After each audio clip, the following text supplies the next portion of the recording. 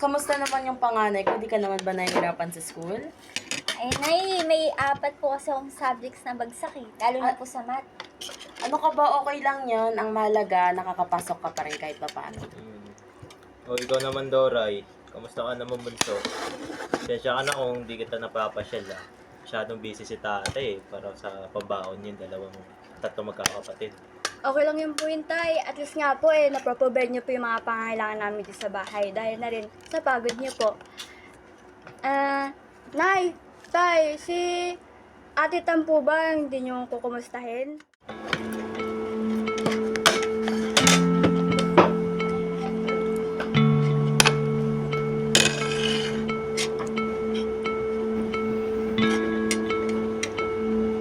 Nay, Tay, alis na lang po ako. Sa babaan lang po. Thank you po. Oh, Ara! Akala ko ba Mercedes-Benz yung sasakyan nyo? Bakit nakagip ka? New brand ba yan ang sasakyan? Ano kasi natutulog pa si Daddy. Baka hindi niya ako mahatid. I thought you're getting poor na. Let's go na, guys. Baka nandiyan na si Prof. Bonita Maldita. Oh, Adam is here! Oh my God. Isn't he your crush, Tam? He's my ex, to be honest. You want me lock at him to you? No. Hindi ko naman siya masyadong gusto, Stacy. So, wag na lang. Siguro nakakaya naman sa'yo.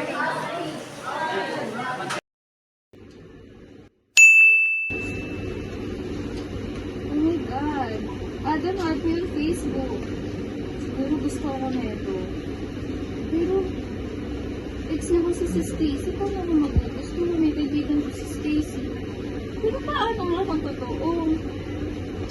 God, nababuli mo siguro ako. Makatulog na nga.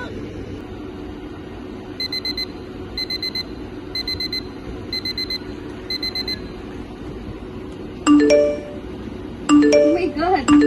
Adam, chat me. Delikado na naman ako. Bakit ba kinikilig na naman ako? O Bunso, Dorita. Asa sila nanay? Ba't mag-isa ka lang dito? Si tatay, ate, nasa trabaho eh. Si nanay naman, kasama si ate, bumili sila sa bayan. Mag-roleplay kasi si ate, si Saraw. Ate, galit ka po ba kila nanay kahapon? Pagpasensya mo na sila ha. Hindi. Nalungkot lang ako dahil ganun pa rin yung trato nila sa akin. Dito pa rin umuwi. Ha? Paano mo nalaman? Kasi nakita kita, di ba? Nagtatrabaho ka pala. Nakita kita nagpupunas eh. Kailangan ko yun eh. Pang dagdag ng tuition. Hindi naman ako pinangtutustusan ni nanay tsaka ni tatay. Okay, ganda pagmasdan ang iyong mga mata. Kumikinang-kinang di ko maintindihan ang iyong mga tingin. Labis ang mga ningning. Langit ay bumaba, bumababa pala ang tala.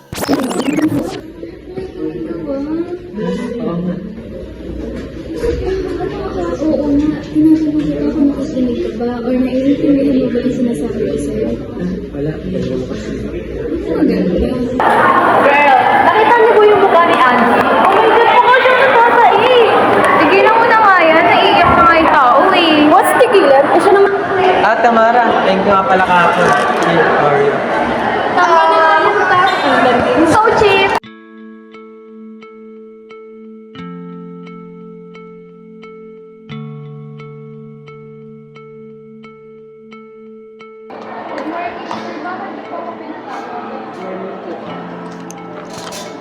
So, ayun, ibabalita ko lang sa'yo na tapos na ang finals at agreed nyo at i-release ko na rin siya.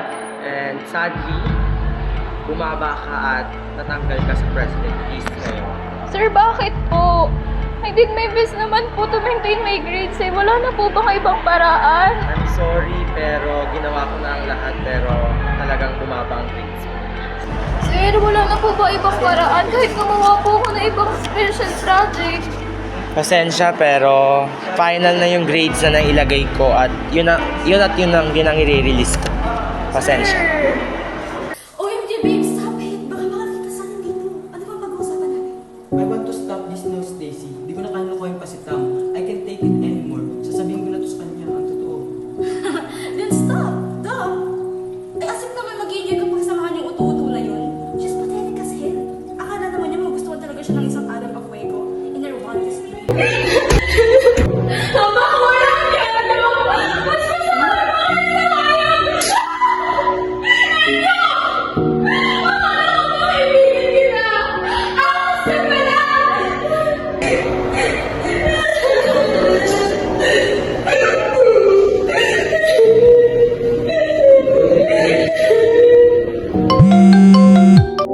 I'm so sorry, Tamara. Minahanap na kami kapalit mo at mas mukha siyang dedicated sa trabaho niya kaysa sa'yo. Ma'am, pero kailangan ko po yung trabaho na to eh. Ito lang po yung papaaral ko kasi yung mga tatay ko po eh. Ma'am! Bakit naman sabay-sabay na nangyayari sa buhay ko? Pagod na ako eh. Ate, huwi ka na please. Ano nangyari kay nanay? Ate! Ate, si tatay! Mama, ang kaangan ka ba? Eh baka nga dati alam mo na niloloko ng tatay mo yung nanay ko. Ano naman pinagsasabi mo, ate? Nagkala ka pa magtalong? Ano ba problema mo? Please lang! Ang dami ko ng problema! Kumalat lang naman sa buong campus. Nagaw mo kay Stacy si Adam Alfuego, nakakahiya ka at pineki mo pa yung identity mo para magkakaroon ng Ate, wala na kaibigan. sila! Wala na sila! Matagal na silang wala na! Agaw ka ba rin katulad ka ng tatay mo? Uwi na yung sinabi mo! Ate! Ang dami siyang ginawa sa kabilang ko. Ang wala na Nay! Ampun ako!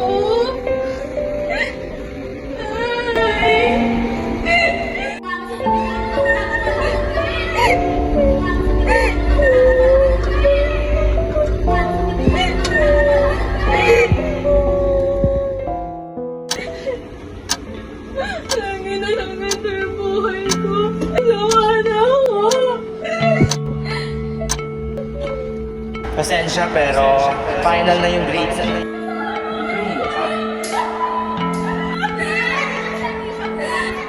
So sorry, Tamara. Tay, si Ate Tampo ba hindi niyo kumustahin?